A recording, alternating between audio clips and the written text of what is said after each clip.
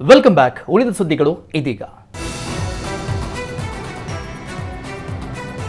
ಬರೋಬ್ಬರಿ 18 ವರ್ಷಗಳ ಬಳಿಕ ದೈವಾರಾಧನೆ ಮತ್ತೆ ಆರಂಭ ಆಗಿದೆ. ಮಂಗಳೂರಿನ ಕಾಯರಕಟ್ಟೆಯಲ್ಲಿ ಪೆಟ್ರೋಲಿಯಂ ಕಂಪನಿಯಿಂದ ಸ್ಥಗಿತವಾಗಿದ್ದ ದೈವಾರಾಧನೆ ಆರಂಭ ಆಗಿದೆ. ಪಿಲಿಚಾಮುಂಡಿ ಮತ್ತು ಕೊಡಮಣಿತ್ತಾಯ ದೈವಗಳಿಂದ ನೇಮೋತ್ಸವಕ್ಕೆ ಮುನ್ನುಡಿ ಬರೆಯಲಾಯಿತು.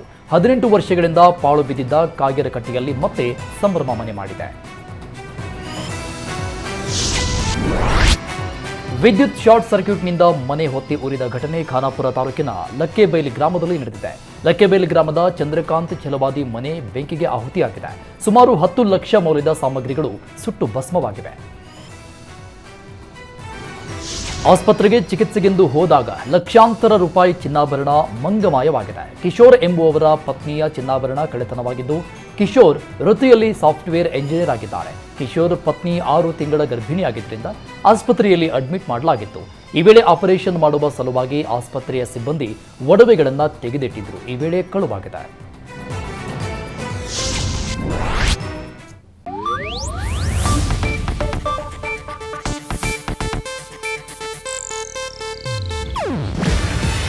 ಇದು ಏಷ್ಯಾನೆಟ್ ನ್ಯೂಸ್ ನೆಟ್ವರ್ಕ್ ಪ್ರಸ್ತುತಿ.